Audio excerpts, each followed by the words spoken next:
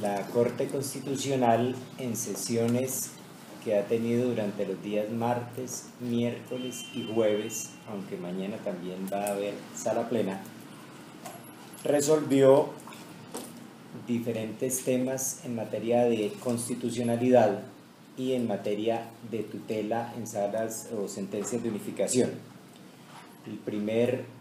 La primera decisión que tomó ayer, después del debate correspondiente, fue el relativo a la Ley 906 con relación al registro y allanamiento de inmuebles cuando ésta se utiliza para la captura de algún indiciado. La Corte llegó a la conclusión que la disposición acusada se ajusta a la Constitución política, es decir, que la Fiscalía puede perfectamente hacer el registro y allanamiento del inmueble, y en el desarrollo de la sentencia se explicó que de todas maneras requiere de decisión del juez de garantías previo al allanamiento correspondiente. De esta decisión nos apartamos dos magistrados, uno porque consideró que la norma es definitivamente inconstitucional, otro, en mi caso, que consideró que debió haberse incorporado en el texto de la parte resolutiva un condicionamiento que dijera que de todas maneras se requiere que exista una decisión previa del juez competente que autorice el registro y el allanamiento del inmueble, es decir, que el fiscal no puede hacerlo motu proprio, aun cuando ese fue el desarrollo de la parte motiva de la providencia. En segundo lugar, se resolvió una demanda que fue interpuesta por el señor defensor del pueblo, pero actuando como ciudadano, el doctor Jorge Armando Tálora Gómez, que es el relativo a haber acusado una disposición del decreto 2591 de 1991 que regula la acción de tutela, específicamente el artículo 52. Para el demandante, aquí en esta norma se incurrió en una omisión legislativa de carácter relativo, consistente en que no se fijó un término para resolver el incidente de desacato. La Corte, después de un intenso debate en torno al tema, declaró exequible el inciso primero del artículo 52, pero bajo el entendido de que el incidente de desacato previsto en esa disposición debe resolverse en el mismo término establecido en el artículo 86 de la Constitución Política, es decir, en el término de 10 días, debe resolverse. Aquí es importante establecer que se debe garantizar el debido proceso correspondiente a la persona contra la cual se inicia el incidente de desacato, persona o funcionario fundamentalmente, de suerte que primero se tienen que recoger las pruebas, se tiene que escuchar a la persona destinataria de la decisión y posteriormente se tienen 10 días para resolver el incidente. Esos 10 días están previstos tanto en la Constitución Política, artículo 86, que fue del cual se tomó la disposición para traspolarla, para llevarla a la parte de la sentencia, a la parte resolutiva de la sentencia, como en el Código General del Proceso. También se encuentran otras disposiciones. Cada vez que haya necesidad de tramitar un incidente, primero se escucha la parte contra la cual se ha promovido, luego se practican las pruebas y finalmente se toma la decisión. Es un procesito pequeño dentro del proceso correspondiente. En este caso es cuando ya haya terminado la sentencia de tutela, se haya dictado la sentencia de tutela, de manera que en caso de no haberse dado cumplimiento a la orden del juez, la persona beneficiaria puede iniciar este incidente de desacato, y ahora el juez tendrá para resolver un término de 10 días conforme a la integración que hizo la Corte el día de ayer. En tercer lugar, se resolvió una demanda contra la Ley 599 del año 2000. Esta Ley 599 es en la parte que regula las penas que se imponen por violencia intrafamiliar. Ese artículo 229 de la Ley 599 fue modificado por el artículo 33 de la Ley 1142. Aquí se aumentan las penas de manera considerable, es decir, prácticamente se parte de una pena mínima de 6 años y un y unos meses más para quien incurra en maltrato, para quien incurra en violencia contra alguno de los integrantes de la familia. La demanda consideró que se trata de un aumento de penas que viola el principio de proporcionalidad. Se consideró exagerado. La Corte llegó a la conclusión que en este sentido se respeta el margen que tiene el legislador para la configuración legislativa de los tipos penales y de las penas que se imponen. De esta sentencia se apartaron dos de los magistrados que consideraron que definitivamente penas tan altas para un delito como este realmente no protegen la familia, y sí hay una excesiva desproporción dentro del ámbito de potestad del legislador en materia penal. La idea es que al derecho penal se le tome como última posibilidad, como última ratio, que en lo posible no se tenga que acudir allá, pero la Corte encontró que este es un mecanismo adecuado de protección para los integrantes de la familia, y por ende se trata de disuadir, de persuadir a que no existan conflictos y mucho menos maltratos físicos, agresiones o lesiones que puedan llevar a estas penas que se establecieron en esa ley 1142, que se aumentaron de manera considerable en la 1142. O sea, que en siguiente lugar, ¿cómo se declaró exequible la disposición? Condicionada. No, sin condicionamiento. Sin condicionamiento. Sí. En siguiente lugar, se resolvió una demanda contra la ley 1537. La ley 1537, que se refiere al derecho de acceso a la vivienda, establece un subsidio en especie a población vulnerable, pero de ese subsidio se excluye a personas condenadas por delitos cometidos contra menores de edad. La Corte consideró que esa disposición es inexequible por el cargo analizado, al considerar que esa clase de sentencia, esa clase de decisiones que se puedan tomar con respecto a alguien constituyen un estigma prácticamente de por vida, y ese estigma impide la resocialización integral del condenado, que es uno de los fines de la pena. Por eso se consideró inexequible por unanimidad. En siguiente lugar, se resolvió una demanda, esta es una sentencia muy importante, contra la regulación que trae la ley 160, esta es una ley de hace 20 años, de una ley de 1994, la ley 160, en los artículos que regulan las zonas de reserva campesina. Se demandaron específicamente los artículos 79, 80, 81, 82, 83 y 84.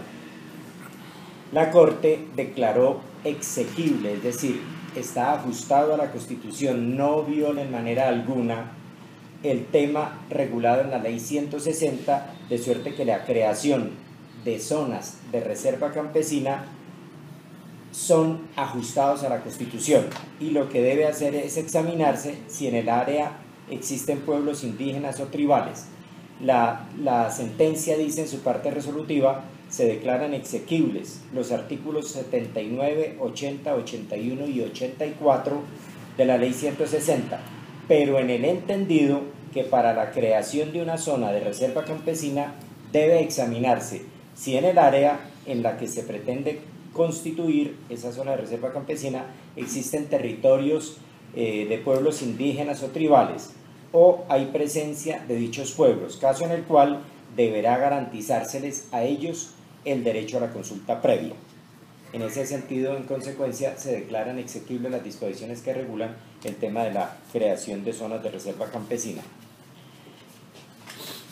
Finalmente se tomó una decisión, pero esta es de carácter inhibitorio, en relación con la Empresa Nacional de Renovación y Desarrollo Urbano. Creo que en ese sentido no hay mucho que comentar al respecto. El día de hoy se analizaron expedientes que se han venido estudiando desde hace mucho tiempo, llevamos muchos meses. El primero de ellos es el relativo al caso de los trabajadores del PAR, Telecom. Como ustedes pueden recordar, en el año 2003 se ordenó la liquidación de la empresa de telecomunicaciones llamada Telecom, y en virtud de esa liquidación entonces hubo necesidad de terminar los contratos de trabajo de las personas que estaban vinculadas a la empresa. Desde el año 2003 hasta el año 2007 se estuvieron ventilando distintos casos. Para este asunto que a nosotros nos convocó de nuevo el día de hoy, tendría que comentarles que se acumularon en total 26 expedientes diferentes que se fueron seleccionando en tiempos diferentes en salas de selección distintas, y cada uno de esos 26 expedientes tenía a su vez o uno o muchos casos de tutela. En total se analizaron 609 casos. En estos 609 procesos se decretaron diversas pruebas por parte de la Corte Constitucional. Se recaudaron al final 8 cuadernos de prueba que contienen 4.512 folios, y además se aportaron también 1.855 folios que tienen que ver con muchos derechos de petición, que al final formaron 274 cuadernos, de suerte que el expediente que tuvo que examinarse contiene 70.000 folios, y hoy quedó resuelto lo correspondiente a todas esas 609 tutelas. Como ustedes podrían observar, cuando se le entrega la copia del fallo, la decisión contiene 35 partes resolutivas. En términos generales, se podría decir que existieron 3 clases de problemas jurídicos que tuvieron que analizarse. El primero era el relativo a personas que quisieron acceder a un plan anticipado de pensión que había ofrecido la empresa en su oportunidad. El segundo es un conjunto de tutelas sobre demandantes que reclamaron proteger sus derechos por considerar que se les había violado el fuero sindical, en el sentido de no haberse tramitado previamente el proceso de levantamiento del fuero para estas personas aforadas. Y en tercer lugar, los que pidieron la protección a sus derechos que se consideran conculcados y que debieron haber ingresado al retén social. La Corte sentó una cantidad de reglas, de subreglas, para resolver el tema, y dentro de eso tuvo que analizar problemas de legitimación, tanto por activa como por pasiva, de quienes habían interpuesto la tutela, el tema de la cosa juzgada eventual, el tema de la competencia territorial de los jueces de tutela. Aquí, curiosamente, se llegó a la conclusión que hubo muchas acciones de tutela que, independientemente del lugar donde se vulneran los derechos, fueron a ser investigadas, no se sabe por qué razones, en determinados juzgados, fundamentalmente del departamento de Córdoba, la gran mayoría, algunos de Sucre y otros de Bolívar. En general, esos fueron los jueces que acumularon tutelas y terminaron resolviéndolas casi siempre en favor de los ex trabajadores de la empresa correspondiente. También se analizó el tema de inmediatez en cada una de esas acciones, el tema de subsidiariedad, es decir, si se interpusieron en tiempo o si tenían otros mecanismos de protección, y al final se dictaron, como les decía, 35 resoluciones, mediante las cuales en su gran mayoría fueron revocatorias de las órdenes de tutela que se habían proferido. Entonces se revocaron sentencias proferidas por el Juzgado Promiscuo Municipal de Ayapel, y que había sido confirmada por el Promiscuo del Circuito del mismo municipio de Ayapel, Córdoba. También se revocaron las sentencias, aquí se han acumulado una gran cantidad, proferidas por el Juzgado Promiscuo Municipal de San Antero, Córdoba, y que había sido confirmada por el Juzgado Promiscuo de Familia de Lorica, Córdoba. También se revocaron sentencias proferidas en primera instancia por el Juzgado Promiscuo Municipal de San Antero, Córdoba, y que habían sido confirmadas por el Juzgado Promiscuo del Circuito de Ayapel. Se revocaron sentencias expedidas por el Juzgado Promiscuo Municipal de Ayapel y confirmadas por el Promiscuo del Circuito de Ayapel. En este caso, gran cantidad también de tutelas. Y así en adelante, sentencias proferidas por jueces de Lorica, Córdoba, de Promiscuo de Familia de Lorica, Córdoba, de Momil, Córdoba, confirmadas por el Juzgado Promiscuo de Familia de Lorica, Córdoba, sentencias que habían sido favorables a los extrabajadores dictadas por el Juzgado Primero Promiscuo Municipal de Lorica y que habían sido confirmadas por el Juzgado Penal del Circuito de Lorica, Córdoba. También se revocaron las correspondientes o las dictadas por el Juez Municipal de Moñitos, Córdoba, y que habían sido confirmadas por el Juzgado Promiscuo de Lorica, Córdoba. Igual aconteció con sentencias proferidas por el Juzgado Primero Promiscuo Municipal de Lorica y que habían sido confirmadas por el Juzgado Promiscuo de Familia del mismo municipio de Lorica, Córdoba. Como ustedes pueden ver, la gran mayoría, independientemente, repito, del lugar donde supuestamente se violaron los derechos, fueron allá reconocidas en los juzgados del departamento de Córdoba, Juzgado Promiscuo Municipal de Lorica de nuevo y confirmadas por el Juzgado Promiscuo de Familia de Lorica. Lo mismo aconteció con las dictadas por el Juzgado Civil Municipal de Puerto Tejada, Cauca. En este caso no era sino una sola acción de tutela, otras por el Juzgado Promiscuo Municipal de Córdoba. Este es un municipio que queda en el departamento de Bolívar y que habían sido confirmadas por el Juzgado Promiscuo del Circuito de Carmen de Bolívar. También se revocaron las sentencias proferidas por el Juzgado Promiscuo Municipal del Carmen de Bolívar y que habían sido confirmadas por el Juzgado Promiscuo del Circuito del Carmen de Bolívar. Y así aconteció con sentencias proferidas por el Juzgado Primero Civil del Circuito de Montería, Primero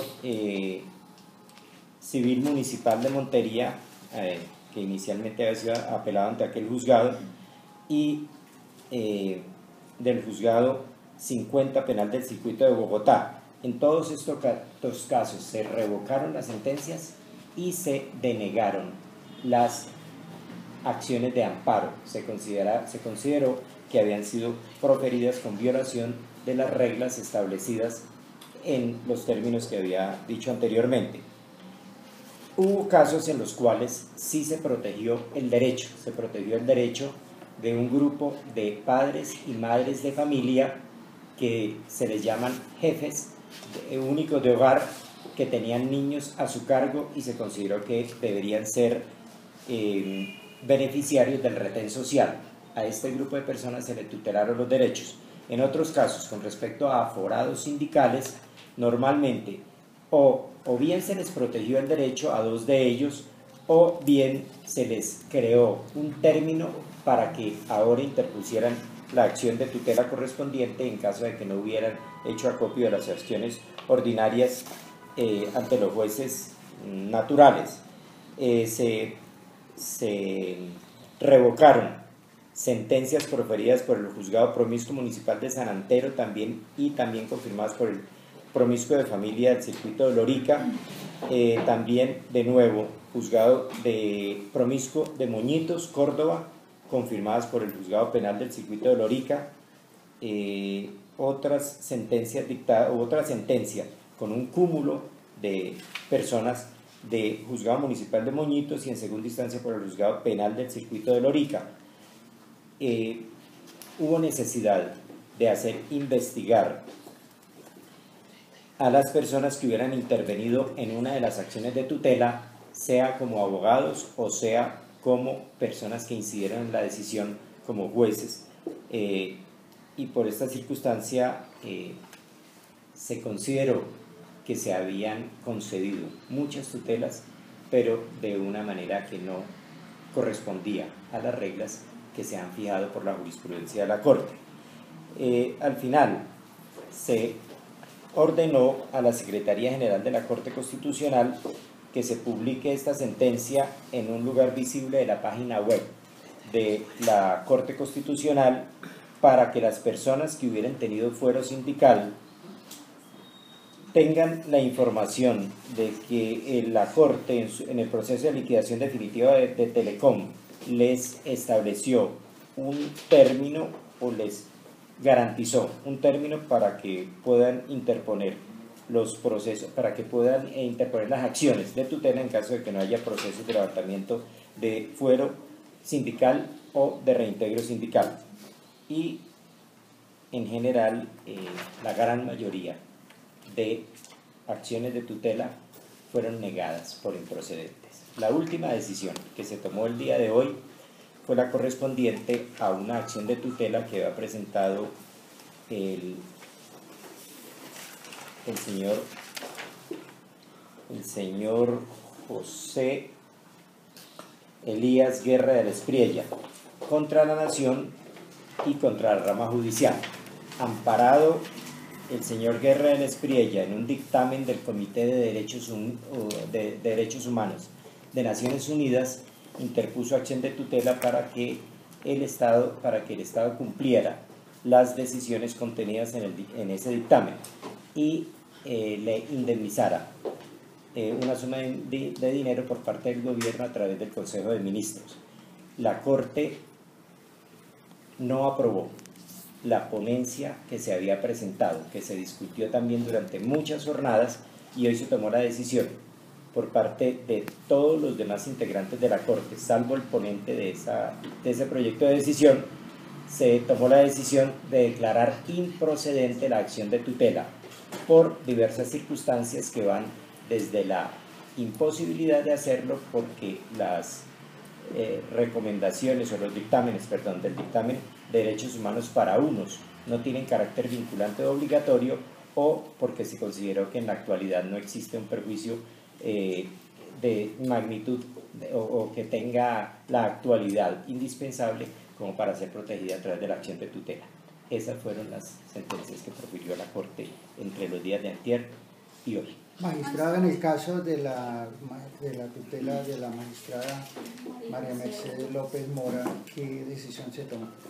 Sí, es una acción de tutela que se está presentando, no preciso bien los nombres, pero sí es una tutela que se tomó por parte del Consejo Superior de la Judicatura, a través de la cual se había tutelado derechos en favor del procesado y condenado en primera y segunda instancia, un proceso que llegó a la Corte y se declaró además inadmisible el recurso de casación. El Consejo Superior de la Judicatura amparó los derechos de la persona que se procesó y condenó en esas instancias, y la Corte, al seleccionar la acción de tutela y después de haber tomado también la determinación de que la va a resolver es en sala plena, dada la magnitud de los acontecimientos que han rodeado este proceso, en el que ha habido incluso personas victimizadas, ha habido 3 personas asesinadas en este trámite. Entonces hoy tomó la decisión de suspender la sentencia proferida por la Sala Jurisdiccional Disciplinaria del Consejo Superior de la Judicatura hasta cuando se profiera la sentencia por parte de la Sala Plena. Magistrado, en el caso de José Elías Guerra, ¿con esta decisión queda legitimada la justicia sin rostro de ese entonces en el país? Yo diría que no se trata de legitimarla, porque a nosotros no nos correspondería en este momento juzgar la forma como se dictó el dictamen, los fundamentos del dictamen correspondiente. La Corte no se metió en eso, pero por supuesto que sí se discutió muchísimo el tema. La justicia regional, como ustedes saben bien, fue una justicia que no se compadece con lineamientos de la Justicia Interamericana de Derechos Humanos, pero que en Colombia tuvo obligación, necesidad de establecerse, porque en esa época todos los investigadores del CTI, todos los jueces de instrucción criminal, todos los jueces y los magistrados estuvieron en muy serio riesgo. Asesinaron en esa época decenas y decenas de personas la justicia en estos últimos 25 años ha sido víctima de 306 asesinatos entre empleados judiciales, entre fiscales, investigadores del CTI, jueces, magistrados del Poder Judicial, han sido asesinados más de 300.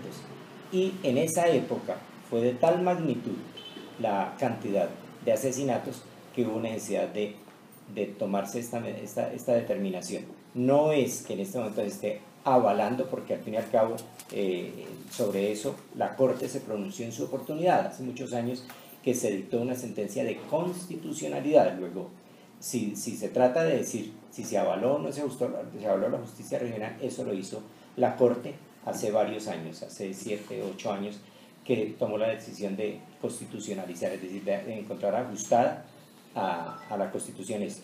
Pero ya cuando cesaron toda esa cantidad de asesinatos, cuando por lo menos mermaron mucho, entonces se volvió a la justicia.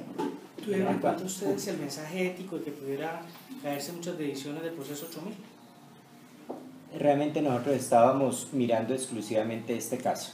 Entonces, este caso, y pues ya después se mirará si tiene o no incidencia en otros casos, pero este caso se declaró, en este caso se declaró que la tutela es absolutamente improcedente para lograr que se cumplan las decisiones de esta clase de dictámenes.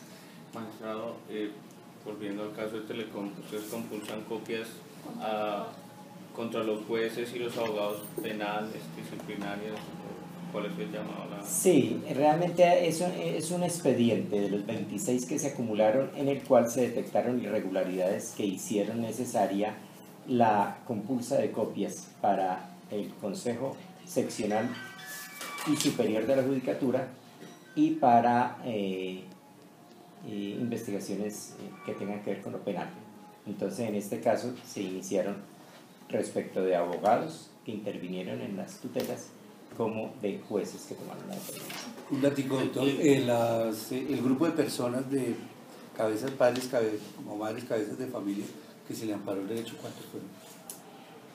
Que yo recuerde son 9. Casi 6. Magistrado, y la primera decisión de la Fiscalía, el allanamiento, ¿hubo un condicionamiento a que fuera un juez de control de garantías el que lo avalara, o es el salvamento de votos? Sí, realmente es un salvamento de voto que es mío, particularmente en el que yo considero que la determinación que la Corte encontró en la norma correspondiente, yo no la vi, pero la Corte tomó la decisión de que que la norma era exequible de manera pura y simple. El salvamento de voto lo que considera es que debió quedar consignado lo que se dijo en la motivación de la decisión, debió haber quedado incorporado en la parte resolutiva por respeto al principio de legalidad. Los fiscales deben leer de todas maneras la sentencia, pero como a veces no tienen tiempo, deben leer normalmente leen la parte resolutiva o cómo quedó la norma, que dice la norma es exequible, pero no miran cuál es la fundamentación de la Corte. motivación sí está, que debe ser por juez. Sí, tiene que estar precedida de orden de juez competente. En ese sentido se guardan siempre la jurisprudencia, que ya lo había dicho en varias ocasiones. Sí. Magistrado, una última pregunta. ¿Qué puertas se hubiera podido abrir si se hubiera aceptado la tutela de José Guerra? No, o sea, no sé por qué. ¿Al país qué le hubiera podido significar? Le hubiera podido significar, pues, de entrada la posibilidad, era lo que se preveía, que la sentencia de condena proferida se hubiera invalidado y que el país hubiera tenido que indemnizar al beneficiario de estos dictámenes. La Corte consideró que definitivamente eso, por vía de tutela, es improcedente, que ese no es el canal para lograrlo. ¿Cuántos beneficiarios tienen de Son Telecom? Son Independiente O que sea, fuera padre de familia, o sea, ¿cuántos fueron? A ver, de fuera sindical son como 14. tal vez. Y del retén social son 7 tal vez. 7, sea 20, sí. Lo demás ahí. Los padres de familia todavía. Padres de familia son los hombres. ¿Y cuántos, más o menos cuántos jueces van a ser investigados? O sea, digamos, juzgados que vayan a ser investigados. No, O realmente. sea, concursan copias para cuántos juzgados son. No, es realmente un expediente. Es un solo expediente en el que dice ordenar a la Secretaría General de la Corte Constitucional que una vez se publique esta sentencia envíe copias de la misma a la Sala Jurisdiccional Disciplinaria del Consejo Superior de la Judicatura y a la Fiscalía General de la Nación con el fin de que se investiguen y, si es el caso, sancionen a los abogados y jueces que intervinieron en la interposición y resolución de la acción de tutela que dio origen al expediente 2451-880. 24.51. Ah, ok. 2451-880. Pendiente.